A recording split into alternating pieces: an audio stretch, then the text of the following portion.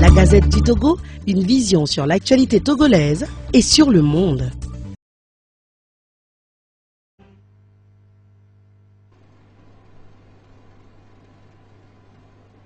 Bonjour et merci infiniment de nous recevoir encore chez vous en ce jour béni des dieux, puisqu'il y a une pluie qui a arrosé la ville de Lomé et ses environs ce matin. Nous sommes dans votre émission Rencontre et Échange, l'émission hebdomadaire qui décrit l'actualité, les faits de société de chez nous. Et aujourd'hui encore, nous sommes heureux de vous retrouver devant vos petits écrans et sur ce plateau pour parler des sujets qui nous intéressent, sujets d'intérêt commun.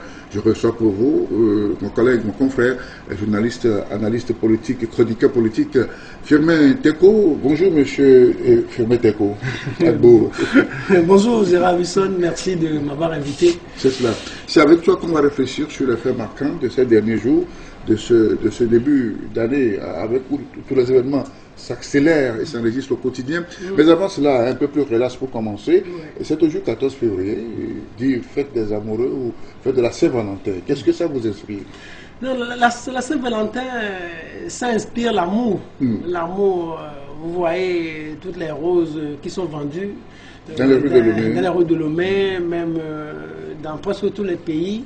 C'est une fête qui est établie par les catholiques pour célébrer le martyr Saint-Valentin. Oui. Selon l'histoire, c'était un peu... Il y a plein de légendes autour. Hein? Il y a plein de légendes autour. Apparemment, ce prêtre catholique, il se cachait pour célébrer le mariage des couples amoureux. C'était une manière pour lui de défier l'empereur Claudius II. Et l'empereur l'a exécuté le 14 février. Et maintenant, avant de mourir, il avait adressé une lettre à une jeune fille. Et la lettre était signée de Ton Valentin. Maintenant, au Moyen-Âge, en 1496, il y avait le pape Léon Ier qui a dit non, on garde ce 14 février pour toujours honorer le martyr Valentin. Et donc depuis ce jour, cette fête, ce 14 février est établi par les chrétiens catholiques pour honorer les martyrs et les amoureux. Et ça a toujours été célébré avec un certain romantisme. Et donc c'est ce romantisme-là qui est toujours là, qui inspire. Qui est célébré et je pense que c'est une très bonne chose. Mais ce que nous devons garder, c'est que aujourd'hui officiellement, de par le monde, le 14 février célèbre l'amour. C'est ça, célèbre l'amour. Et en ce jour, les couples amoureux deviennent encore plus amoureux l'un de l'autre. Et on doit passer par ce jour pour célébrer, pour souhaiter de l'amour aux couples qui sont en difficulté. Aux couples qui sont en difficulté, parce que l'amour, on en a besoin. Au bord de la rupture, de l'éclatement. Au bord de l'éclatement, non, que les esprits reviennent.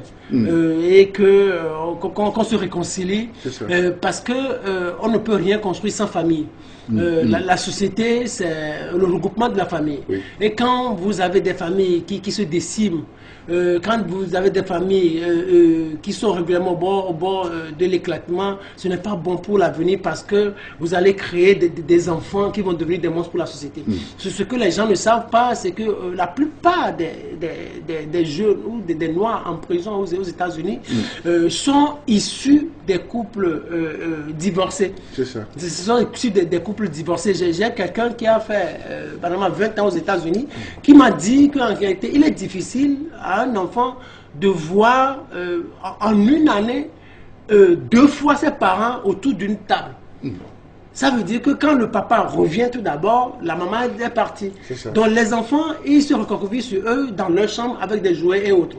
Et aussi, parallèlement, moindre chose, les couples se disloquent aux États-Unis. Donc les enfants grandissent avec un seul parent, surtout avec la maman.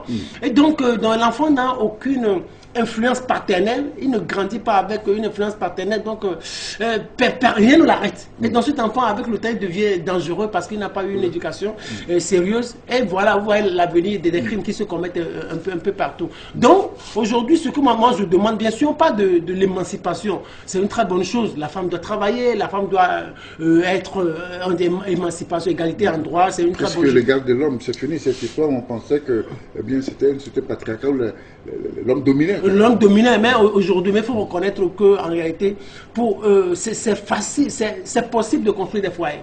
C'est possible de construire des familles. C'est possible de construire un mariage durable. Parce qu'on le fait, nous ne le faisons pas pour nous-mêmes, faisons-le pour les enfants et la société. Parce que nous sommes en train de voir, comment on le dit souvent, même les premiers temps, c'est nouveau. Mais c'est-à-dire, ceux-là qui vont construire le Togo de demain, c'est bon, bien sûr une partie de nous, mais aussi c'est les enfants. Les enfants, c'est des enfants qui sont aujourd'hui au CP.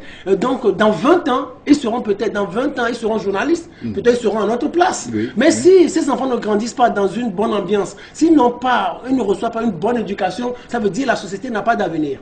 Pour que la société ait de l'avenir, il faut que nous pratiquions l'amour au sein de nos couples, quelles que soient les situations. On sait que vivre en couple, vivre dans un foyer, c'est pas facile. Mais quelle que soit la situation, mais sachant qu'après la pluie, le beau temps. Le beau temps.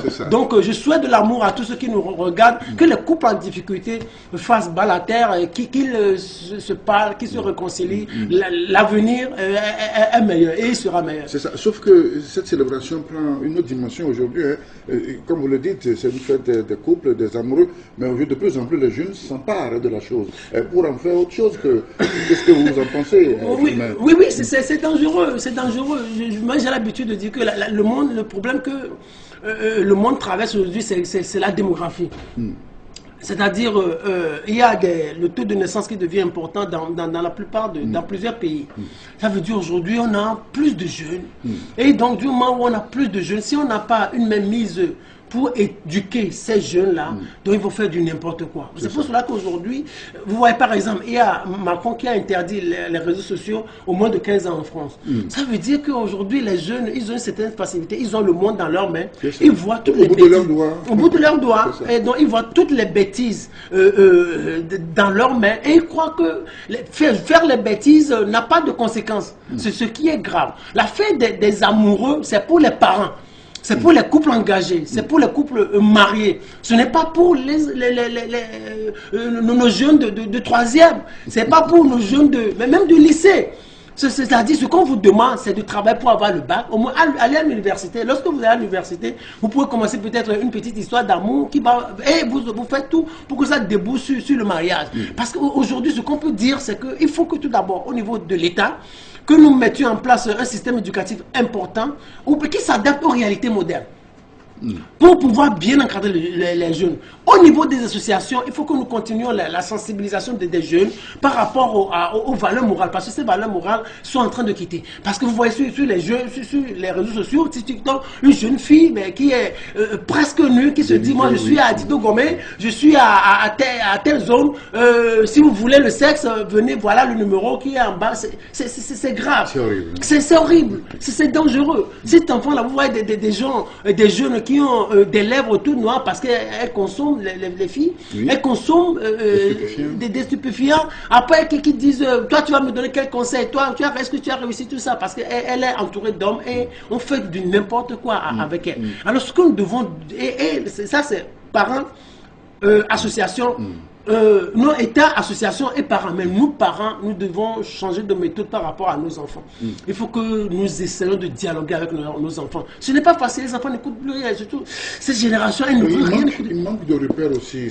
Ces jeunes, il y a plus de personnes, ressources de référence. Et puisque, est-ce que nous-mêmes parents, nous sommes un modèle pour eux? Il faut commencer par là. Oui, c'est ça en fait. C'est par exemple, regardez par exemple, les couples qui se disloquent. Vous êtes restés seuls, vous maman, et en éduquant la jeune. Vous n'êtes tout d'abord pas une emprise sur la petite, sur le garçon. Tout d'abord, ça veut dire déjà, il y a déjà quelque chose qui est faussé. Et aussi, peut-être, vous n'avez pas vraiment réussi. Peut-être vous-même, vous n'êtes pas un modèle.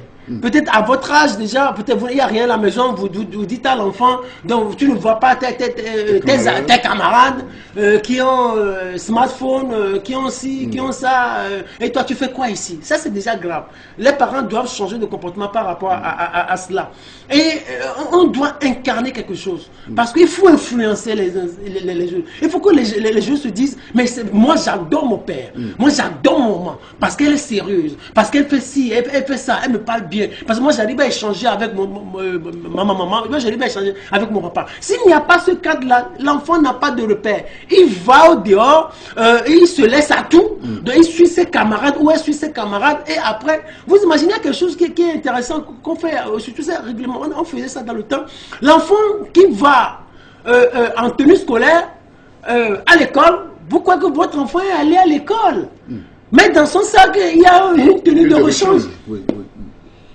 Peut-être l'enfant est allé peut-être faire du système quelque part. Peut-être l'enfant est allé s'amuser. Peut-être il y a ces images qui circulent aujourd'hui. Peut-être l'enfant est allé faire de la partouze. Oui. Donc il y a des choses dont il faut que nous parlions beaucoup, nous échangeons beaucoup avec nos enfants, que nous dialoguions beaucoup avec nos enfants. C'est-à-dire on ne peut pas tout leur donner. Mais la meilleure des choses, c'est de les persuader avec le verbe, de les rassurer, de leur dire que c'est possible de réussir, mais d'aller doucement. Et en cela, on peut construire quelque chose. Il faut pour deux choses pour pouvoir régler le problème. La première chose, c'est d'avoir un foyer solide. Et quand l'enfant est bien encadré, les difficultés, ça s'amoindrit. Oui, donc il faut avoir un foyer solide. Maintenant, quand vous avez un foyer disloqué, papa est quelque part, maman est quelque part, demain l'enfant va aller chez papa, après l'enfant va aller chez maman. Donc, sur le parcours ou sur son itinéraire, vous ne savez pas ce qui se passe. Je vais chez papa, peut-être le papa aussi n'a pas assez de temps pour l'encadrer. Après, je vais chez maman. Donc, l'enfant a deux maisons. Vous imaginez, celui que je vais passer avec papa, celui que je vais passer avec maman. Donc, il y a tout d'abord. Le cadre n'est pas le problème de la garde des enfants, surtout en matière de couples qui ne sont plus ensemble. Qui ne sont plus ensemble, c'est tellement difficile. Ça engendre beaucoup de choses dans notre société. C'est pour cela que moi, je ne suis pas contre l'émancipation. Je ne suis pas contre le travail de la femme. Moi, je dis la femme doit travailler. Quand vous avez une fille, elle doit aller à l'école, elle doit travailler. Mais il faut qu'arriver à un moment donné, lorsque la femme se marie, qu'elle trouve un terrain d'entente avec son mari pour qu'on puisse inclure les enfants. Parce qu'en réalité, des fois, maman, elle n'a pas le temps. Qui s'occupe de la maison quand maman n'est pas là? Qui s'occupe du manger quand maman n'est pas là? Peut-être papa est en voyage, maman aussi est en voyage. Ce sont les bonnes qui vont s'occuper des enfants. Ce sont les domestiques qui vont s'occuper des enfants. Pendant ce temps, qu'est-ce que les enfants font? Donc les enfants manquent d'emprise.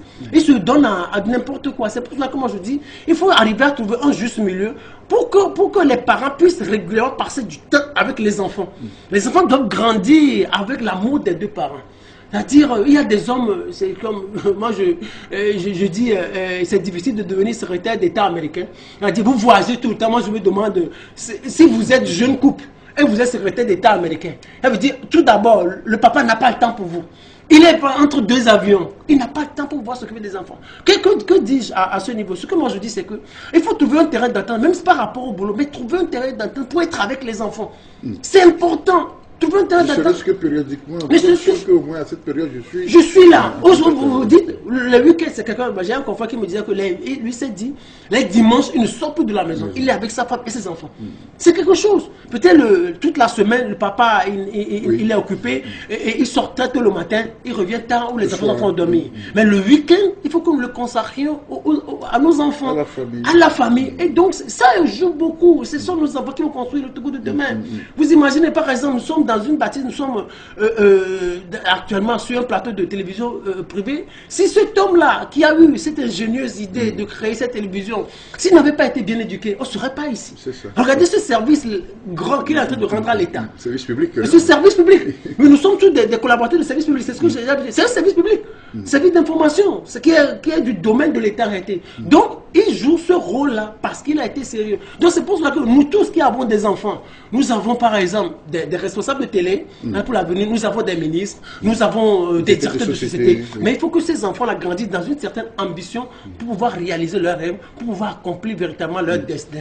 C'est cela. Alors, on conclut rapidement cette introduction un peu plus relationnelle. Alors, finalement, que se passe-t-il en réalité cette journée? Parce que beaucoup de cadeaux, beaucoup de fleurs, tout le monde est en couleur rouge.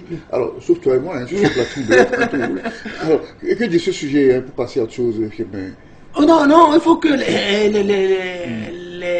les échanges de cadeaux se multiplient. Oui. Que papa, quand il sort, avant de revenir à la maison, qu'il revienne avec une petite fleur pour dire à maman, à sa femme, chérie, je t'aime. C'est quelque chose que les couples qui ne se parlent plus depuis un moment, qui sont en difficulté, qui s'enferment. Oui, qui s'enferment dans une chambre et puis que le romantisme se déroule dans la bonne ambiance et que nous disions à nos enfants que nous les aimons. C'est l'amour. Et puis, au-delà des couples, que ceux-là peut-être des confrères ou des collègues qui se parlent plus au boulot, oui, dans les services, qui sont comme chien-chat dans les boulots, dans les services et tout ça, ou même dans les familles qui s'appellent pour dire non, oublie ça, on est entre humains, non, on dit le juste tombera, cet homme l'éternel le relèvera, non, nous sommes tombés, mais relevons-nous, alors l'avenir est meilleur, l'avenir sera meilleur, on oublie le passé, réconcilions-nous, prenons l'amour dans notre entourage. Très bon message d'amour, de réconciliation. Firmin, c'était donc à propos du 14 février, la célébration de la Saint-Valentin. Alors, parlons des sujets proprement dit, des faits d'actualité, n'est-ce pas? Fort était en semaine à Luanda, en Angola, et, en tant que médiateur dans la crise qui secoue les Grands Lacs. Et notre diplomatie, depuis un temps, on la voit active, n'est-ce pas? Peut-être là, vous en faisiez allusion, lorsque le secrétaire d'État américain voyage beaucoup, et notre ministre des Affaires étrangères, sous l'impulsion du président du Conseil. Alors, dites-moi, la diplomatie togolaise, comment la jugez-vous ces derniers temps? Non, moi je ne parle même pas de ces derniers temps, je voudrais dire deux choses. La première chose, nous avons une diplomatie tellement agissante, même de par l'histoire. Même, vous regardez par exemple, vous voyez les images de l'ancien président du Togo, pas le général Eyadema, Sylvanus Olympio. Sylvanus Olympio qui voyageait déjà beaucoup, mais c'était au temps du lendemain de l'indépendance qu'il voyageait beaucoup. Il allait en France, il allait chez Kennedy, donc il allait aux Nations Unies. Et il y avait beaucoup de choses. Et regardez par exemple même l'acte de création de l'Organisation de l'Unité africaine. Sylvanus Olympio en faisait partie. Il faisait partie des rédacteurs de cette charte-là. Ça veut dire que le Togo déjà joué un rôle important sur le plan diplomatique. Maintenant, le général Eyadema est arrivé au pouvoir. Regardez, c'est lui, il a beaucoup joué dans la création de la CEDEAO. Et même la création de l'Union africaine ou le changement de nom, ça s'est déroulé ici à Lomé en 2000. Donc l'OUA est devenu l'UA en 2000. Donc vous voyez par exemple, le Togo joue un rôle important. Et on a vu tous les rôles, tout le rôle que le Eyadema a joué dans plusieurs crises sur le plan international. Par exemple, même la crise ivoirienne. La crise ivoirienne, il allait régulièrement en France pour discuter avec Chirac, pour régler la crise ivoirienne. Vous voyez comment même on recevait les Guillaume Soro ici, à Lomé. Vous voyez même par rapport à l'armée togolaise, peut-être on en parle, par rapport à l'armée togolaise, vous voyez comment on sollicitait l'armée togolaise au Darfour, dans les missions internationales. Donc ça veut dire qu'en réalité, le Togo même brillait déjà sur le plan diplomatique, et le Togo était sollicité. Donc Faure Gnassingbé qui est arrivé, donc je pense que c'est l'esprit Togo même, donc il est rentré dans cette même dynamique. Et on a vu aussi un ministre aussi des Affaires étrangères qui a compris la dynamique diplomatique du Togo. Et on en voit aujourd'hui ce que du CFA. Donc je pense que, et aussi ce rôle important dans le Sahel par rapport à Faure Gnassingbé, oui. Donc c'est ça qui fait qu'aujourd'hui, sur le plan diplomatique, on est visible. Et le président angolais, n'arrivant plus à régler le problème de l'Est de la RDC, se dit, mais celui-là qui est plus visible, celui-là peut-être que les gens écoutent, peut-être c'est Faure Gnassingbé, donc pourquoi ne pas lui confier cette mission, bien que nous soyons à des centaines de kilomètres ou des milliers de kilomètres de la RDC et de Goma ou du Rwanda ou de Kivu et autres. Donc c'est la diplomatie, c'est le passé qui a parlé, ou c'est le passé, le présent qui ont parlé en faveur du Togo. On a dit, bon, on a parlé peut-être à l'Union africaine, et l'Union africaine a dit d'accord, tiens. Et aujourd'hui, Faure Gnassingbé a pris le bâton. Mais là, la deuxième chose que je voudrais faire observer, c'est la simplicité, l'humilité de Faure Gnassingbé. C'est-à-dire, on se dit, bon, on le nomme médiateur de la crise, et peut se dire, je vais aller discuter seul avec Tshisekedi, je vais aller discuter seul avec Kagame, mais il n'a pas fait. Il a organisé une rencontre ici, où il a fait venir des anciens qui connaissaient le Togo, des anciens de l'Éthiopie, des anciens de l'Ouganda, du Kenya, des anciens, parce que Kenyatta était là, des anciens de le Nigeria, l'Union africaine. Quand Faure Gnassingbé est arrivé au pouvoir en 2005, on se rappelle que le président Olusegun Obasanjo était le président en exercice de l'Union africaine. Donc, et il s'est opposé, regardez pas, il s'est opposé même à la session pour voir qui s'organisait à l'époque. Et il a demandé à ce que la situation se régularise. Et depuis que la situation s'est régularisée, Faure Gnassingbé s'est retiré, il s'est représenté devant les électeurs. Ils sont devenus amis. Et de Faure Gnassingbé lui a fait appel parce que ceux-là, toutes ces personnalités, connaissent mieux le continent africain que peut-être lui, mieux que lui, parce que tout d'abord ils sont plus âgés, tout d'abord peut-être ils se sont engagés en politique avant lui, il se dit, en affaires plusieurs années auparavant avant que lui n'arrive. Il s'est dit peut-être il a besoin d'espérance, de l'espérance de tout ce monde-là. Donc ceux-là, ils sont arrivés ici, ils ont discuté et tout ça, et après on a vu ce que Donald Trump aussi a fait, parce que lui, il s'est passé, il se dit, mais si, c'est ma manière d'analyser, il se dit, si on laisse Faure Gnassingbé poursuivre dans cette dynamique-là, peut-être les entreprises américaines vont en souffrir. Donc il s'est précipité pour organiser son show aux États-Unis, à Washington, pour dire accord de paix. Mais le lendemain, on a vu que il y avait encore des tirs. Parce qu'il se dit, mais il faut qu'on laisse une marge pour les entreprises américaines. Donc Faure Gnassingbé se dit, donc Faure Gnassingbé est allé, donc Donald Trump même lui a dit merci, et il a appelé président du Conseil des ministres, en anglais, si on l'a traduit comme cela. Donc ils sont revenus, mais vous voyez que Faure Gnassingbé, après on a organisé, en ce début d'année, on a organisé encore une rencontre ici. Où tout récemment, l'Union africaine était là, l'Union européenne, les Occidentaux et tout ça, ils étaient ici. On a organisé la rencontre et l'autre fois, il s'est encore positionné. Parce que le problème n'est pas encore réglé. Le problème est grave. Oui, justement. Alors, parlons-en, puisque ça fait partie des faits de l'actualité. Alors, le Rwanda et le Kigali, tout le monde sait que le M23, là, c'est pas sous couvert du Rwanda. Alors pourquoi la communauté internationale n'arrive pas, Washington qui a fait signer cet accord pour, comme l'a dit, pour maintenir les intérêts des entreprises américaines. Alors, comment ne pas résoudre ce problème qui perdure et qui crée des dégâts collatéraux? Non, est-ce que vous ne voyez pas pourquoi Faure Gnassingbé multiplie ces rencontres? C'est devait être le troisième point de mon analyse. Parce qu'en réalité, ce que Faure Gnassingbé peut-être va découvrir là-bas est grave. Attendez, la RDC, je le dis toujours, c'est 65% des richesses mondiales. Vous imaginez, 65% des richesses mondiales. Il y a tout là-bas en RDC. C'est énorme. C'est énorme. Maintenant, qui provoque tout ça dans l'est de la RDC? Ce sont les Occidentaux. Vous savez, le roi belge a dit, le Congo belge, c'est la propriété du roi belge. C'est ma propriété. Donc, la RDC, c'est pour les Occidentaux. C'est pour les Occidentaux, les Chinois et tout. Tshisekedi qui au pouvoir ne maîtrise pas une grande partie de la RDC. Il n'a même pas une armée bien structurée, donc il ne maîtrise pas une bonne partie. Il y a une bonne partie qu'il ne maîtrise. Face à cette situation où les intérêts, pour ceux qui nous écoutent, il faut qu'ils sachent en réalité que Kagame, c'est un produit américain. C'est un produit de la CIA. Et quand vous voyez la carte géologique du Rwanda, chaque année, le Rwanda, vous voyez sur cette carte géologique, le Rwanda exporte des minerais qui ne se retrouvent pas sur son sous-sol. Qu'est-ce qui se passe? Ça veut dire qu'en réalité, la communauté internationale, elle est là, dans l'aide de la RDC. Ce couloir-là, il y a les Américains qui sont là, qui sont en accord avec le Rwanda. On pille les richesses dans l'est de la RDC. Le couloir qu'on emploie, c'est quoi? C'est le Rwanda. On passe par le Rwanda pour exporter ces produits-là. Donc avant de partir, on lui laisse une petite partie. Ça part. Et c'est avec ça qu'il développe le pays. Les gens disent que le Rwanda est bien développé, ainsi de lui, c'est une très bonne chose. Mais en réalité, c'est beaucoup plus Kigali, pour ceux qui sont allés une fois au Rwanda. Donc, c'est avec cette petite partie. Donc, il développe son pays avec les richesses de la RDC. Alors, qu'est-ce qu'il faut pour pouvoir continuer dans la dynamique? Donc, il faut provoquer un désordre total. Il faut provoquer du chaos. C'est pour cela qu'il arme le M23. Bon, on a toujours parlé au conditionnel, mais c'est ce qui se passe. Donc, c'est lui, avec l'accord des puissances internationales, qui ont armé le M23 pour provoquer du désordre. Autant la zone est désordonnée, autant on a du temps, on a de l'espace pour exploiter les ressources et les sortir du pays.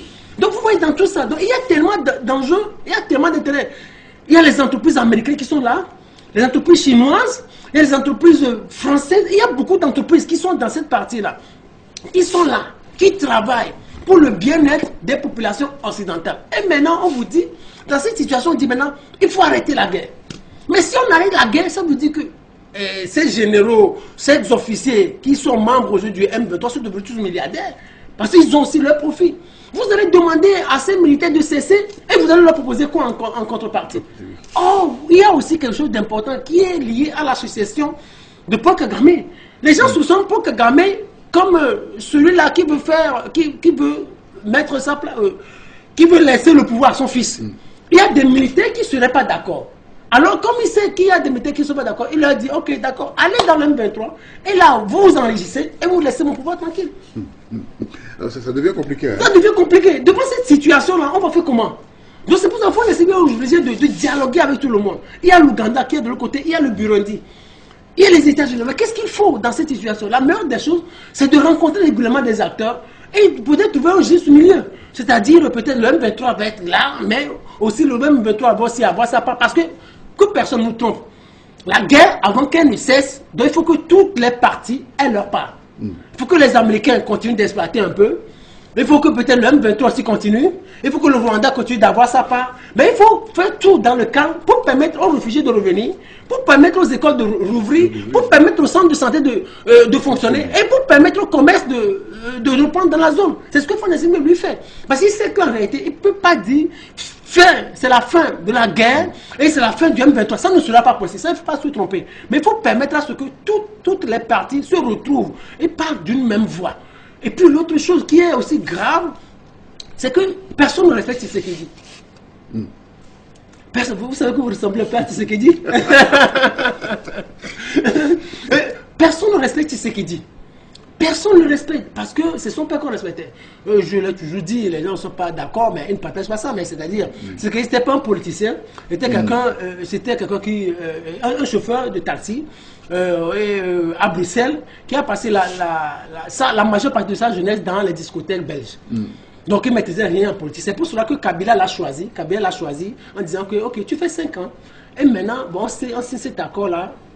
Après, si tu fais 5 ans, tu me laisses le pouvoir. Alors, quand Tshisekedi le pouvoir étant ce qu'il est, Tshisekedi est arrivé au pouvoir, les Américains lui ont dit, monsieur, c'est toi qui as le pouvoir, tu gères. Donc, il a démantelé tous les réseaux que lui, Tshisekedi avait mis en place. Donc, personne ne respecte Tshisekedi. Vous vous rappelez, nous, on était gosses, vous imaginez un Mobutu au pouvoir et subir le Rwanda de la sorte? Non, ce n'est pas possible. Donc, les gens sont obligés, les fournisseurs sont obligés aujourd'hui de travailler à la place de Tshisekedi. Parce que Tshisekedi, Kagame ne le respecte pas. Les Américains ne le respectent pas. Macron ne l'a jamais respecté.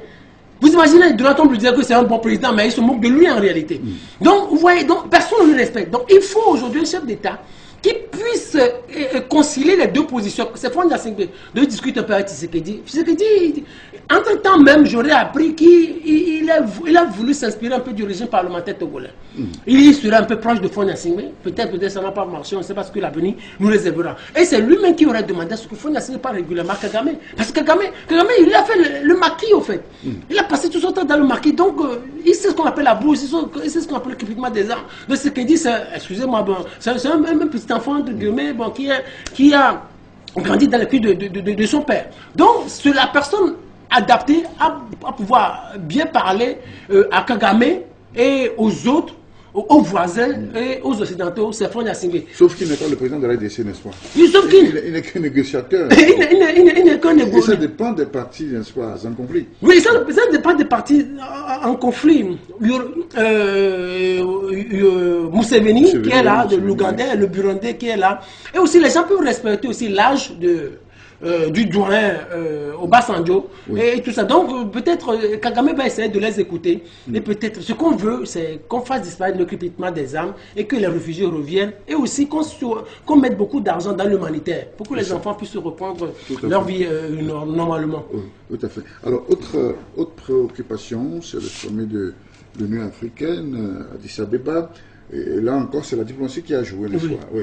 Alors, quand nos sommets sont financés par n'est-ce pas, l'étranger, vous comprenez ce que ça donne? Oui.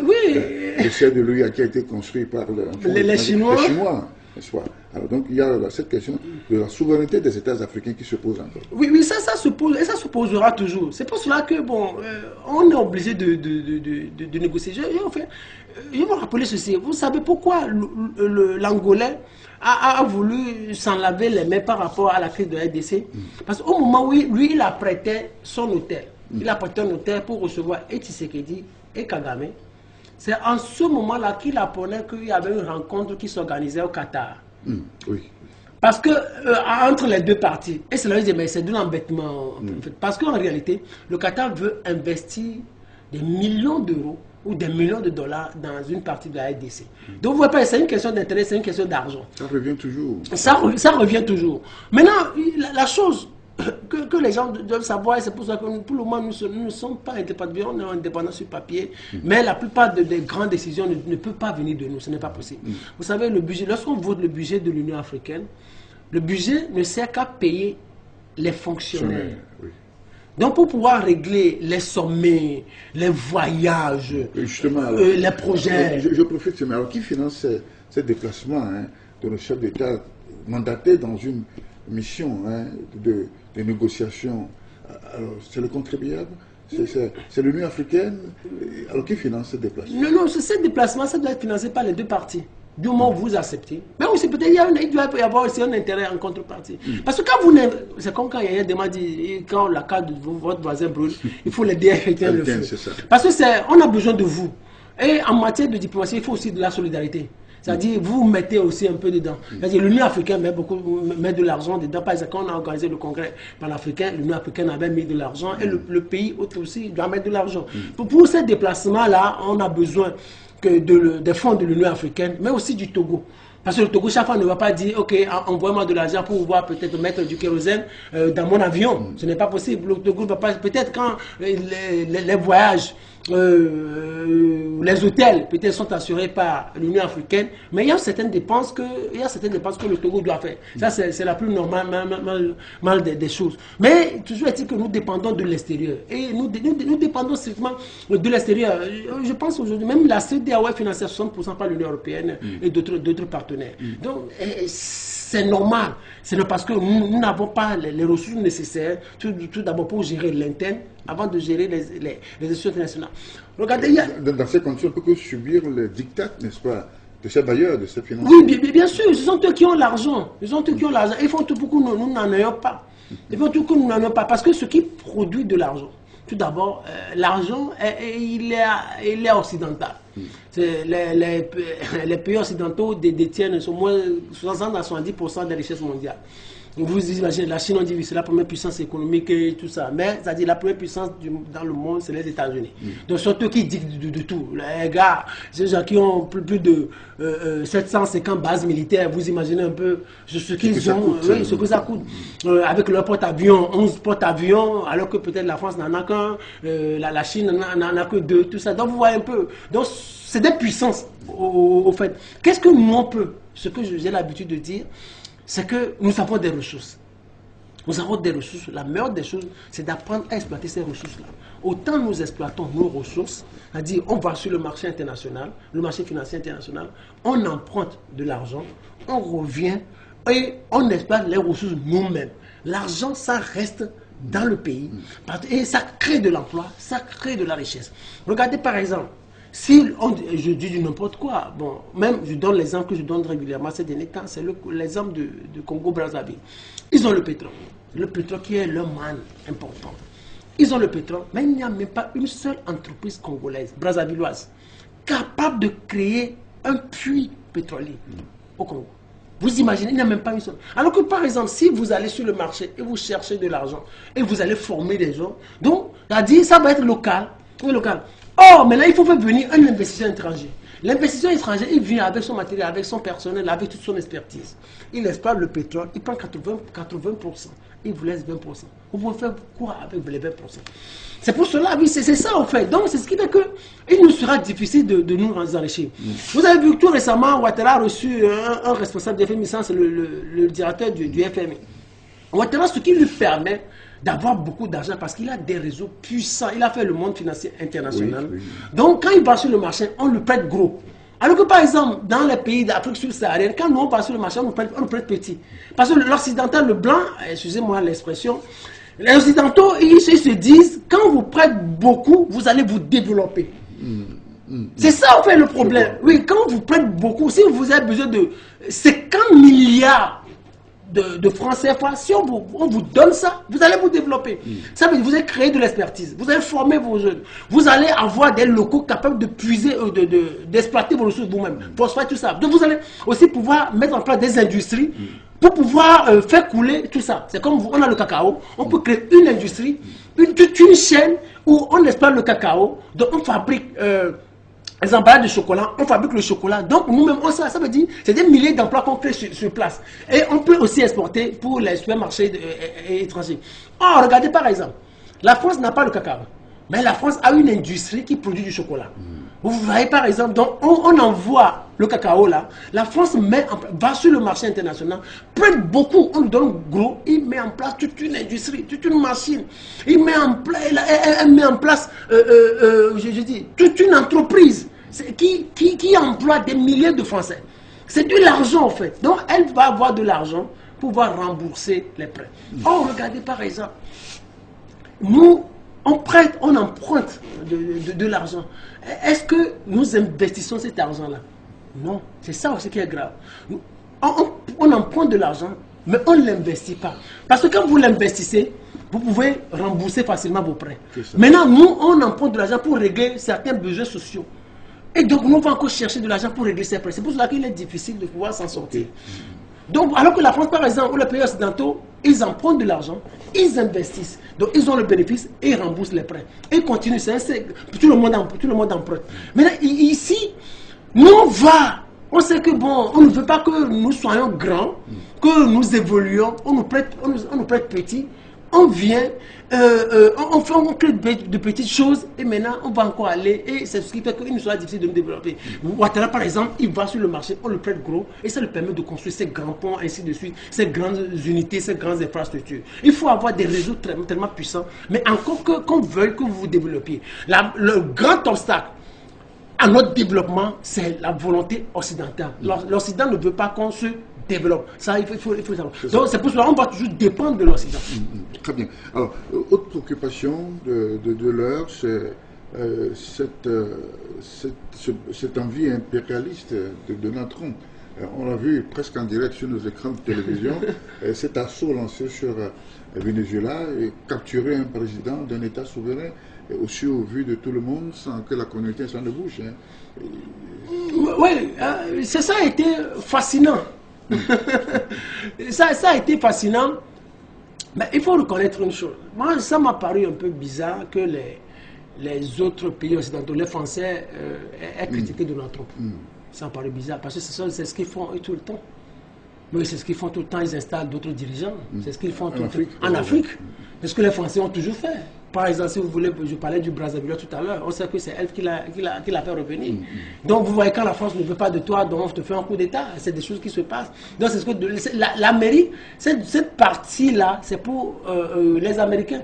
Les Américains disent le Sud, l'Amérique du Sud, tout ça, toute l'Amérique du Sud, du Mexique jusqu'à l'Amérique du Sud, c'est leur propriété. C'est leur propriété. Donc les Européens n'ont rien. Comme le précaré français. Comme il y a le précaré français. Ils ont dit, bon, ça c'est notre territoire, c'est notre juridiction. Vous n'avez pas à vous en mêler. Le Venezuela, c'est pour nous. Le Nicaragua, c'est pour nous. Donc, tous ces pays-là, le Brésil, l'Équateur, c'est pour nous. On impose qui on veut. Il veut acheter le Groenland. Il veut acheter le Groenland, mais ça va être difficile. Vous savez, Donald Trump, c'est comme... vous voyez comment c'est quelqu'un, je pense qu'il a peut-être un esprit faible. Lorsqu'il veut avancer et vous le faites peur, ou vous le braquez, il se dit, il a peur et il fait peut-être un peu marche arrière. Il est un peu dans cette dynamique. Maintenant, par rapport au Venezuela, vous savez, les Américains ont un problème. Comme je le disais tout à l'heure, l'avenir du monde, personne ne le maîtrise. Les Occidentaux, ils voient leur population se multiplier. Ils voient les besoins en énergie, les besoins en numérique. Aujourd'hui, il faut multiplier les smartphones. Il faut des industries. Donc, il faut beaucoup de ressources pour pouvoir couvrir les besoins de l'avenir. Les besoins, les réserves de pétrole dont les États-Unis disposent aujourd'hui ne peuvent couvrir que les 7 prochaines années. Où est-ce qu'il faut trouver cette manne-là pour pouvoir combler? Non, même pas pour pouvoir combler, pour pouvoir gérer l'avenir. Permettre à l'avenir de pouvoir vivre à l'aise. qu'est-ce qu'il faut? Il se dit, mais bon, nous avons un pays comme le Venezuela, donc on va reprendre le Venezuela. Hugo Chavez qui était là, Hugo Chavez avait dit, on se demande même jusqu'à présent comment Hugo Chavez est décédé. Parce qu'avec ce qui se passe, on se dit, mais ce monsieur peut-être il aurait eu quelque chose. Vous vous rappelez, à l'Assemblée Générale des Nations Unies de 2006, Bush fils était venu la veille, lui il est passé à la tribune le lendemain. Et moi je me rappelle de cette image, lorsqu'il est venu à la tribune, il a dit, il a fait le signe de quoi? Il dit non, hier le diable était passé ici. Il parlait de Bush. Parce que les Bush lui avaient demandé, reprenez les entreprises pétrolières américaines, on va revoir notre contrat par rapport à l'exploitation du pétrole vénézuélien. Il avait dit niet. Maintenant, quand ce dernier, il est arrivé, celui qu'on vient de capturer, quand il est arrivé, lui aussi il a dit non. On lui a fait un coup qui n'avait pas marché. Mais pourquoi ce coup-là a réussi? Mais c'est parce qu'il a de notre part acheté les généraux, les officiers. Oui. Il a acheté les dans le sec de Maduro. Parce que, c'est-à-dire, vous imaginez, vous tirez, vous occupez le ciel d'un pays pendant près de 2 heures. Et le président n'en était pas au courant. Et personne... Le service de renseignement et tout ça. C'est pour ça qu'on a demandé à Poutine. Poutine a dit, mais comment on va aller sauver un pays alors que l'armée même livrait le dirigeant du pays? Donc c'est l'armée même qui a livré. Et regardez aussi ce qui s'est passé aussi en Irak. Oui. Ce qui s'est passé. Mais il n'a pas... Ils ont lancé la guerre d'Irak le 20 mars 2003. Et ils ont capturé Saddam Hussein le 20 décembre 2003. Donc ils ont pris au moins, ça fait 9 mois pour chercher Saddam Hussein. Donc ce n'est pas facile d'aller dans un pays et de capturer un dirigeant, un président, ce n'est pas facile. Donc ce qu'ils ont fait en disant que non, c'est parce qu'ils ont eu des taupes, ils ont eu de la trahison, et donc c'est ce qui leur a profité. Sinon ça ne peut pas se passer, ce n'est pas possible. Regardez même comment ils ont eu le terroriste international, Ben Laden. Ils ont eu, ils vivaient au Pakistan. Ils vivaient au Pakistan parce qu'ils avaient mené toutes les enquêtes. Et ils vivaient dans une maison où il n'y avait pas de téléphone, il n'y avait pas d'internet à l'époque, c'était en 2011, c'était en mai 2011. Donc ils avaient découvert le lieu 10 mois avant l'attaque. Maintenant, le jour J, ils se disent, d'accord, on va attaquer. Puis on a toute la certitude qu'il était là. Donc ils sont allés. L'opération s'est passée en 9 minutes. Oui, en 9 minutes. Vous imaginez? Ça n'a pas duré. Ça n'a pas duré. Donc ça ne peut pas durer. C'est possible parce que le capitaine. Quand ça va durer, les autorités pakistanaises vont être mises au courant et vont chercher à attaquer les États-Unis. Parce que vous venez pratiquer, vous venez faire cela sur notre sol, ce n'est pas possible. Et c'est pour cela qu'au lendemain de l'assaut, les autorités pakistanaises se sont insurgées contre les Américains en disant que vous ne pouvez pas venir sur notre sol et commettre ces bêtises-là. Oui. Oui, donc en 9 minutes. Donc ici, au Venezuela, on a passé près de 2 heures pour chercher un président et aussi facile. Non, ça c'est parce qu'il a eu des taupes, il y a eu de la trahison à l'interne. Juste dire que ce que les Français font ici en Afrique, c'est ce que les Américains font aussi au sud de l'Amérique. C'est ce qu'ils font au sud de l'Amérique. Les Américains ont peur de la démographie. Ils se disent que si on n'arrive pas, on ne se lève pas pour aller voler à l'extérieur, pour s'accaparer les richesses d'autres pays, il nous serait difficile de nous en sortir. C'est ce que les Occidentaux font. Ils se disent qu'en réalité, la demande est croissante. Les jeunes deviennent de plus en plus exigeants. Vous voyez par exemple l'Iran, ce qui se passe là, avec toutes les populations qui sont manipulées, qui sont sorties. Vous voyez les Français qui crient chaque fois au chômage, autour du chômage et tout ça. Et Macron qui dit que les Français, il y a des Français qui vont à l'école, ventre vide. Il y a les étudiants qui n'arrivent plus à percevoir leur prime, tout ça. Donc, les étudiants, ils ont besoin de moyens, ils ont besoin d'argent. Alors, vers qui il faut aller? On ne peut rien faire dans la normalité. Mais il faut aller voler, il faut aller en Afrique, s'accaparer les richesses africaines. Il faut aller en Amérique du Sud, s'accaparer les richesses. Le Groenland, c'est un territoire danois, mais est-ce qu'il peut aller attaquer? Ça va être difficile. Parce que s'il continue comme ça, il sait qu'il n'est pas le seul. Les États-Unis ne sont pas les seuls à détenir l'arme nucléaire. Il y a la Russie, oui. Il y a la Russie aussi qui en dispose. Il y a la France qui en dispose. Donc il sait que s'il va à ce niveau-là, ça va être difficile pour les États-Unis. Vous savez, ce qui rend puissant les États-Unis, c'est les autres aussi qui contribuent. Maintenant, si toi tu veux évoluer seul, cela va lui être difficile. Il dirige les États-Unis comme sa propre entreprise. Ce n'est pas, il veut avoir tous les marchés. Parce que ce que les gens ne savent pas, c'est que Donald Trump, il travaille pour des familles juives. C'est-à-dire, sont elles qui l'ont placé au pouvoir. C'est-à-dire, quand vous arrivez au pouvoir, vous créez de l'emploi pour vous, créez des marchés pour nous. Le Venezuela, par exemple, il y a plusieurs entreprises juives qui vont y aller pour exploiter le pétrole vénézuélien. Donc, il y a ces entreprises aussi. Par exemple, le Golan, avec les terres rares qui sont là, mais si ils s'accaparent du Golan, de ces entreprises et les entreprises juives qui vont aller exploiter. Donc, il est là dans une dynamique de chercher des marchés pour ses copains. Donc, c'est pour cela qu'il paye tout ça. Mais il a 80 ans aujourd'hui, mais il a toujours soif de gagner de l'argent. Il est dans cette dynamique-là. Sauf qu'il y a les républicains, et même il y a certains républicains et les démocrates qui ne sont pas d'accord, parce qu'on ne dirige pas un État comme cela. Oh oui. Et c'était même une certaine partie de l'opinion doute de sa capacité intellectuelle, cognitive. Hein. Oui. C'est possible. Non, 80 ans. Ce qui reprochait à comment il s'appelle Biden. Biden, voilà. Non, ce qui reprochait à Biden, cela lui a entendu arriver. Oui, parce que 80 ans. Bientôt, il est à 80 ans. Et il oublie, mais ça qu'il oublie lors des réunions, il parle d'autre chose, il oublie déjà. Il commence par oublier la sénilité. Il a la perte de mémoire. Il n'est plus, vous savez, il n'a plus rien à perdre. À 80, il se dit, je n'ai plus rien à perdre. Deuxième mandat. Deuxième mandat, donc il se dit... deuxième séjour. Oui, donc il se dit... que ça passe ou ça casse, je n'ai rien, j'ai de l'argent. Il dit qu'il a de l'argent, lui-même le dit qu'il a de l'argent. Donc il s'en fout au fait, il se fout de tout le monde. Vous allez lui faire quoi? Il est l'homme le plus puissant du monde. Sauf qu'à l'interne, ce que les gens ne savent pas aussi, c'est qu'à l'interne, le président américain n'est pas aussi puissant. C'est ça en fait. C'est le président américain n'est pas puissant. C'est nous qui le considérons comme puissant. C'est la première puissance des États-Unis. Donc à l'interne, il y a des gouverneurs qui sont puissants. Absolument. Oui, il y a des gouverneurs qui sont puissants. Donc il y a des choses, il ne peut pas faire. Il y a des États qui ont dit on gagne la peine de mort. Il y a des États aux États-Unis qui disent oui, nous on a brûlé la peine de mort. Le président ne peut rien par rapport à ça. Donc il sait qu'à l'interne il est détesté, mais il nous nargue.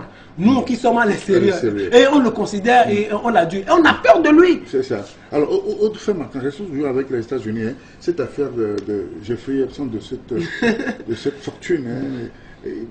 Dis donc, comment on peut penser une telle chose dans un pays évolué, démocratique, avec tout ce qu'on raconte sur les histoires d'agression sexuelle chez les mineurs, tout cela, ce cercle dans sa villa et qui a impliqué beaucoup de personnalités du monde. Quand moi j'ai écouté le nom de Dalai Lama, mais j'ai tiqué, c'est grave. Alors, comment ce monsieur a pu avoir ce gros carnet d'adresses de ces hommes politiques à l'international comme aux États-Unis et en Europe? Et comment a-t-il pu créer cet empire de personnalités autour de lui dans le mal, hein, disons-le?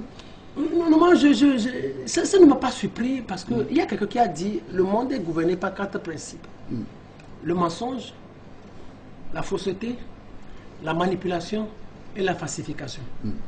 Le mensonge, la fausseté, la falsification et la manipulation. C'est ça, la personne dit, c'est ça les principes du monde. Et cela touche 4 domaines.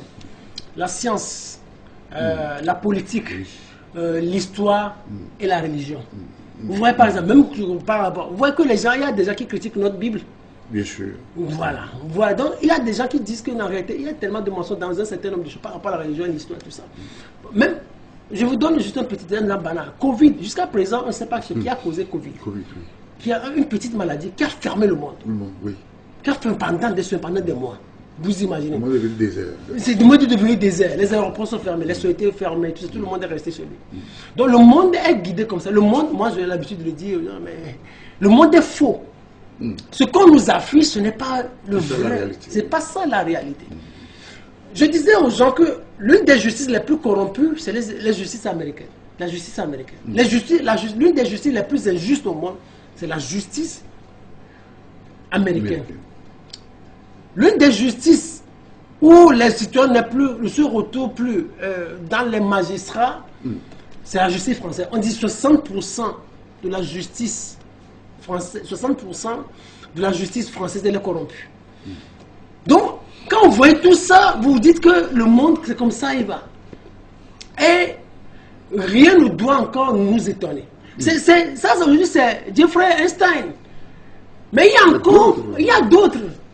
Il y a d'autres. Pourquoi cette affaire est sortie? C'est aussi par rapport à Donald Trump. C'est-à-dire qu'il y a des gens qui sont quelque part, qui décident, qui manipulent, qui se disent peut-être si tu veux aller trop loin, on sort une de tes affaires et on te coupe. Si tu veux aller trop loin, on te coupe. Jeffrey Epstein, il a formé son réseau avec des puissants. Il s'est enrichi avec, en gérant la fortune d'un certain nombre de financiers ou de richissiers hommes. Et après, il a commencé avec de petites filles, oui, avec des attouchements, il fait venir des filles. Mais il se dit, mais ce qu'il faut maintenant, il sait que nous sommes des humains, nous sommes des hommes. C'est le sexe, l'argent, le pouvoir. Et il a commencé par avoir des puissants avec lui. Et il enregistre, et il te fait chanter. Oui. Il enregistre, il te fait chanter. Vous imaginez, il s'est installé à Palm Beach en 2000. Et en 9 ans, vous voyez tout le désordre qu'il a commis. Et les États-Unis disposent de 6 millions de dossiers. Pour le moment, c'est 3 millions qui sont découverts. Vous imaginez, en 2019, il y a quelque chose qui m'a surpris quand je suivais, on dit par exemple Jacques Brunel, un de ses correspondants en France, parce qu'il avait des correspondants un peu partout. J'appelle correspondant, c'est pas un média. C'est un représentant, ou c'est pas Foucault. Dans tous les pays, Kenya, Afrique, Kenya, Libye, France, Angleterre, tous les pays, Amérique du Sud, Brésil, il avait des représentants partout. Donc, ce sont ces gens-là qui lui recrutaient des filles. Mineurs ou pas, on lui recrutait des filles, et maintenant il proposait ces filles-là au chef d'État, aux puissants du monde, et contre de l'argent à l'époque. Donc il s'est enrichi avec ça. Comme il sait que bon, tout le monde est vicieux. Tout le monde est vicieux, il te propose ça, peut-être dans tes voyages, sur tes îles, pendant des vacances, il t'envoie des filles, et tu lui donnes de l'argent. Et la plupart de ces scènes étaient filmées, et il garde ces images. C'est pas possible. C'est cynique. Hein? C'est cynique. Maintenant, il y a la chose la plus importante aussi aujourd'hui, est-ce que Donald Trump et Bill Clinton en font partie. L'un ne sont cités. Maintenant, il y a Ghislaine Maxwell qui était la copine, la compagne de Einstein, qui est détenue en prison pendant, ça veut dire, elle était condamnée à 20 ans de prison. Maintenant, elle dit, voici Donald Trump, tout d'abord Bill Clinton et Donald Trump n'était pas mêlé à cette affaire-là. Même si on cite leur nom. Mais elle demande la grâce présidentielle. Oui. Elle dit donc, libérez-moi et je vais répondre à toutes vos questions. Oui, c'est ce qu'elle a dit devant le Sénat. Devant le Sénat. Mais là, quelque chose s'est passé. Mais elle a été déplacée d'une prison à une autre. Maintenant, là où elle se retrouve, c'est dans un lieu beaucoup plus soft, beaucoup plus confortable. Et les gens se demandent pourquoi cela s'est passé comme ça. Ça veut dire la justice s'est mêlée, Donald Trump avec ses puissances s'en sont mêlés pour lui dire, tu ne vas pas parler, tu ne vas pas nous citer, tu vas dire que nous on n'en a rien à foutre. Et depuis ça, le président dit, non, Donald Trump et Bill Clinton ne sont pas impliqués. Vous voyez par exemple, vous avez dit tout à l'heure, pays démocratique. Oui. Des droits de l'homme. Des droits de l'homme. Des libertés. Oui. Des libertés. Maintenant on manipule. On dit maintenant, bon, c'est ici, dans cette prison-là, tu vis. Maintenant, on va t'amener dans une prison beaucoup plus confortable pour te dire que tu ne vas pas parler, tu ne vas pas citer nos noms, ainsi de suite. Et Donald Trump aussi était mêlé. Vous voyez, parce qu'on voit un peu avec plusieurs femmes, et Donald Trump sorti avec. Il était même impliqué dans plusieurs agressions sexuelles de Donald Trump. De cette affaire, ils étaient très proches. Ils se connaissaient. Donald Trump et Einstein se connaissaient depuis 1992. Ils se connaissaient depuis 1992. Donc, ils ont fait beaucoup de choses ensemble. Mais ils avaient leur domicile était tout proche. Il y avait Einstein et Donald Trump. Donc, ils savaient tout ce qui se passait. Peut-être lui-même était mêlé. Mais c'est Ghislaine Maxwell qui va nous dire en réalité ce qu'ont fait véritablement Donald Trump et Bill Clinton. Parce qu'il y a des documents qui sont publiés. Hein. Il y a des documents qui sont publiés. Plusieurs archives. Mais il y a on les voit. On ne peut pas dire qu'ils ne sont pas dedans. Oui, est-ce qu'ils ont couché aussi avec des mineurs? C'est ça aussi que les gens veulent savoir maintenant. Est-ce que Donald Trump et Bill Clinton, est-ce qu'ils ont couché aussi avec des mineurs? Est-ce que lorsqu'ils voyageaient, ils allaient en vacances? Est-ce qu'on leur proposait aussi des filles et tout ça? Peut-être il y a ces vidéos qui sont là quelque part, mais du moment où Donald Trump même a déjà mis la main sur un certain nombre de choses, est-ce que tout ça là va sortir? C'est parce que c'est lui le président américain. C'est l'une de ses programmes de campagne. Il a dit qu'il va déclassifier l'affaire et donc les documents seront publiés. Les documents seront publiés, mais est-ce que toutes les parties là qui le concernent vont être publiées aussi? C'est ça aussi, parce que c'est beaucoup. Il commence déjà par. De manipulation. Oui, il y a déjà la manipulation. Du moment où on lui a changé de prison, on a changé de prison à Ghislaine Maxwell, ça veut dire déjà qu'il y a quelque chose. Même il y a certains confrères occidentaux qui le disent ainsi, qu'en réalité, c'est comme il y a quelque chose dans cette affaire. Donc, juste dire qu'en réalité, bon, pour le moment, c'est ces noms qui sont cités. Et il y a d'autres. Même il y a des gens qui sont de la famille royale. Norvège, famille royale britannique qui sont là. Mais il y a les Norvégiens qui sont impliqués, les Finlandais, il y a beaucoup qui sont impliqués. Le Dalai Lama. Le Dalai Lama. Alors finalement, à qui faire confiance? parlez d'un monde faux. Non, non, non. Ces images sont réelles. Toutes ces images sont réelles. Ces images sont réelles, alors là, il y a un souci. Hein. Non, le monde doit toujours fonctionner comme ça. C'est que c'est nous. Bien, il faut prôner les droits de l'homme. C'est pour les faibles, en fait. Il faut prôner la démocratie. Mais les puissants n'ont rien à foutre avec les droits de l'homme. Les puissants n'ont rien à foutre avec une vie privée respectée et tout ça. Ils n'ont rien à foutre. Ils mènent la vie qu'ils veulent. C'est ça, en fait. Ils sont eux qui dirigent le monde. Ils sont eux qui font la loi. Ce sont eux qui font la loi. Notre histoire de démocratie, ils s'en foutent. Vous imaginez, tout à l'heure, on parlait du Venezuela, on s'en fout. On ne s'est pas bien foutu des règles démocratiques. On dit on va capturer. Donc, est-ce qu'on va dire que les États-Unis, c'est un des pays les plus démocratiques? C'est de la dictature. La pure dictature. Bon, regardez, mais le CS s'y est mêlé, tout ça. Et on se demande même comment Jeffrey Epstein a été tué. Oui. On dit il s'est suicidé. Il s'est suicidé. Il n'a même pas fait 6 mois en prison. Il a été arrêté. Mais ça, en juillet. Et en août, non, juillet, août. Il n'a même pas fait 2 mois en prison. Il s'est suicidé. On ne sait pas pourquoi on l'a tué. Dans quelles conditions? Oui, dans quelles conditions? Ça veut dire qu'en réalité, il connaissait beaucoup de choses. Et on ne voulait pas qu'il parle. Lorsque ça va à ce niveau-là, peut-être on vous dit, n'allez pas comme ça, n'allez pas comme ça. Si vous n'écoutez pas, on vous livre. Donc, c'est pour on l'a livré et on l'a tué. On ne voulait pas que cette affaire-là se poursuive. Parce qu'à l'époque, en 2019, il y avait Jacques Brunet, qui, je disais ça tout à l'heure, Jacques Brunet qui était un de ses représentants en France. Lorsque la police a perquisitionné chez lui, la justice, après quelques jours après, la justice française a mis un trait sur le dossier. Et aujourd'hui, les gens se demandent pourquoi on n'a pas poursuivi les enquêtes, parce qu'il y avait des puissants. Et pour dire aux gens que toutes les justices sont manipulées. Vous imaginez, on se dit, mais si on poursuit cette affaire-là, il y a peut-être des Français, des dirigeants français qui seraient impliqués, qui sont peut-être impliqués. Peut-être il y a des dirigeants européens qui sont aussi impliqués. Donc on va citer leur nom. C'est pour ça qu'on a coulé l'affaire en même temps. Toutes les justices sont manipulées. Le monde est faux. Regardez par exemple, quand on parle de la corruption, ça par exemple, il y a le sexe, il y a la corruption, il y a tout ça. Quand on parle de la corruption, j'ai l'habitude de le dire, on dit la Chine, c'est un beau pays où, par exemple, vous ne pouvez pas voler un seul franc. C'est faux!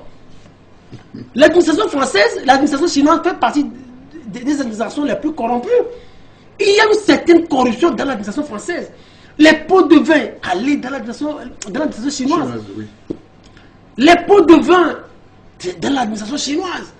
Il y a une année, on a décelé plus de 300 300 cas dans l'administration de cas de corruption. C'est comme ça, on nous affiche un monde merveilleux. C'est seulement le paradis, ça n'existe pas. C'est ça. Regardez par exemple par rapport à la FIFA. Vous vous rappelez? Oui, oui. Vous vous rappelez ce qui s'est passé avec les Sepp Blatter et Michel Platini? Oui. La FIFA, elle est corrompue, tout le monde le sait. Mais c'est que quand vous voulez devenir un peu plus puissant, on vous casse. C'est ça. Sepp Blatter voulait devenir puissant, Michel Platini aussi voulait devenir puissant. On lui a dit oui, vous avez commis des actes de corruption, alors qu'on sait que toute la FIFA même, elle est corrompue. Regardez même ce qui est en train de se passer avec la CAF. On veut jouer maintenant à 4 ans, 4 à 4 ans. La CAN, oui. La CAN, il y a beaucoup qui s'y opposent parce qu'il y a une certaine mafia derrière qui dit non, on ne fait pas ça. Non, si c'est la mafia occidentale, européenne, on dit non, vous jouez ça comme ça et ainsi de suite. C'est de la corruption partout. Donc ce que nous devons faire, ce n'est pas parce que le monde est faux que nous n'allons pas apprendre les bonnes habitudes. C'est pour cela que nous mettons toujours un accent sur la citoyenneté, le respect des valeurs morales, le respect des règles de la République, parce que c'est le minimum. Les puissants là, qui s'entre-déchirent entre eux, nous on n'est pas puissants. Le minimum qu'on puisse faire, c'est de respecter les règles qui régissent nos républiques. Très bien, très rapidement, ces échanges tirent à leur fin. Alors que dire, vu la géopolitique mondiale, la géostratégie mondiale, en ce début d'année, nous avons fait le quart de siècle maintenant, pour ce 21e. Oui. En 2026. Donc, un quart de siècle. Alors, l'avenir de l'humanité, comment le voyez-vous à l'image de tout ce que vous avez décrit, ce tableau-là, ce monde faux, la corruption, la manipulation, l'argent, le pouvoir, le sexe qui s'y met? Non, le monde va toujours se poursuivre ainsi, il n'y a rien de nouveau sur le soleil. Il y avait eu Sodome et Gomorrhe. Aujourd'hui, il y a Einstein. Les gens doivent savoir qu'en réalité, lorsqu'on sort des rapports pour incriminer nos États, pour dire, par exemple, le Togo sur une liste de pays corrompus. Ne croyez pas trop à ce genre de choses. Moi, ne croyez pas très de choses. Parce qu'il n'y a pas de corruption chez nous? Non, la corruption, elle existe partout. Parce que nous-mêmes, moi, je suis regardez par exemple, si on nous arrête, un policier nous arrête au bord de la route, c'est-à-dire soit pour avoir violé, des fois c'est nous-mêmes qui proposons 1000 francs. Après, ça aussi, on comptabilise tout ça. Hein.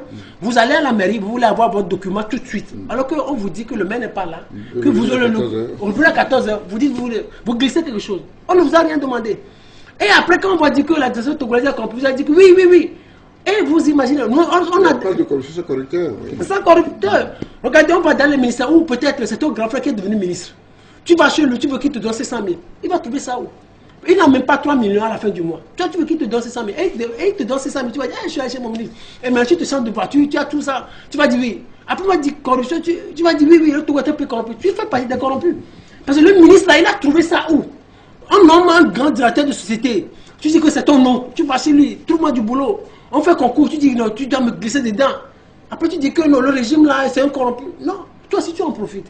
Ça veut dire que c'est comme ça ça fonctionne. L'autre fois, j'apprenais que dans l'administration française, il y a tellement de faux diplômés. Il y a de faux diplômes qui sont là. Et on est en train de les déceler. On est en train de d'énumérer les cas pour pouvoir les sanctionner après. Et on parle de passif de 2 ans, de 3 ans de prison et tout ça. Regardez, c'est comme ça ça fonctionne. Donc, quand on dit que où on soit en rapport pour noircir nos États, faites extrêmement attention. C'est de la manipulation. Et c'est parce que les plus corrompus, ce ne sont pas les Africains. Nous, c'est menus frétins. Vous imaginez ceux qui adorent le sexe, ce ne sont pas les Africains. Vous voyez, Einstein, qui met en mal la vie de plusieurs dirigeants, dizaines de dirigeants du monde. Dalai Lama, le moraliste. Vous imaginez? Le pieux. Le pieux. Et pour qu'ils sont mêlés à ces affaires de sexe, vous imaginez donc, est-ce que vous avez vu un Africain dedans? Et quand on va dire que les Africains sont les plus corrompus, ne croyez pas à ce genre de choses. Ne croyez pas à ce genre de choses parce que le monde est guidé par l'Occident. Et c'est l'Occident qui dit la loi. C'est-à-dire, les plus corrompus, c'est à leur niveau. Les plus violents, c'est à leur niveau. Les pays les plus corrompus, ce ne sont pas les pays africains. Les pays qui tordent le cou à la morale, ce ne sont pas les pays africains. Les pays où il y a plus de criminalité, ce n'est pas en Afrique. Les États les plus criminels, là où il y a plus de criminalité, allez aux États-Unis, vous allez voir. Allez en France, il n'y a pas ce genre de choses dans nos pays, dans nos États. Alors moi, ce que je vous dis simplement, le monde, il est faux. Il est guidé par 4 principes. Le mensonge, la fausseté, la falsification et la manipulation. Et il y a 4 domaines. Il y a la science, la religion, l'histoire et il reste un quatrième domaine. Donc, vous devez savoir tout ça. Donc, quand on parle de religion, réfléchissez un peu. Quand on parle de l'histoire, parce que ce sont eux qui écrivent l'histoire du monde. Quand on parle de la science, ce sont eux qui ont le savoir. Qui ont le savoir. Donc, vous devez savoir qu'il y a ce genre de choses. Le monde est comme ça. Mais non. Pour conclure, ce que moi je dis, respectons les valeurs de nos républiques. Ne tordons pas le cou à la loi. Si on vous demande de... Ça, c'est la loi du pays. Respecte-la. Parce que si tu ne la respectes pas, on te prend, tu connais ta place. Ce n'est pas parce que le monde est comme ça. Non. Ce sont les puissants. Les puissants, c'est eux qui décident. Vous imaginez? On vous dit, on veut tel minerai d'un pays et on fait tout pour venir. Regardez pas ce qui s'est passé au nord du Niger ou du Nigeria où Donald Trump est venu attaquer l'État islamique sans aucune autorisation préalable. C'est comme ça, ça va toujours fonctionner. Donc, nous devons être de bons citoyens pour nos États. Soyons de bons citoyens. Et le sexe, il y en a, mais ça détruit aussi. On n'a pas les moyens dont disposent les puissants. Donc, le sexe, il y en a, mais soyons moralistes. Respectons les valeurs de la morale, les valeurs morales. Respectons les valeurs de la solidarité. Respectons les règles qui régissent nos routes. Respectons les valeurs qui régissent le fonctionnement de nos États. Respectons nos autorités. Parce que ça, ce sont des valeurs constitutionnelles. Respectons la loi fondamentale de notre pays qui est la Constitution. Et si on arrive à le faire, on est en paix avec tout le monde. Voilà. Merci Firmin pour ces échanges. Merci pour le développement de ces idées. Amis de c'était une réflexion générale sur les faits marquants du monde. Firmin Tekouagbo, chroniqueur, analyste politique, était mon invité. Merci d'avoir suivi ces échanges. Je vous retrouve la semaine prochaine pour d'autres réflexions. Pendant ce temps, portez-vous très bien et à très bientôt. Merci. La Gazette du Togo, une vision sur l'actualité togolaise et sur le monde. Rejoignez-nous sur le www.lagazettedutogo.com ou sur nos comptes Facebook, Twitter et YouTube. Pour tout contact, écrivez à contact@lagazettedutogo.com ou appelez le 92 80 88 53. La Gazette du Togo, c'est l'information en continu.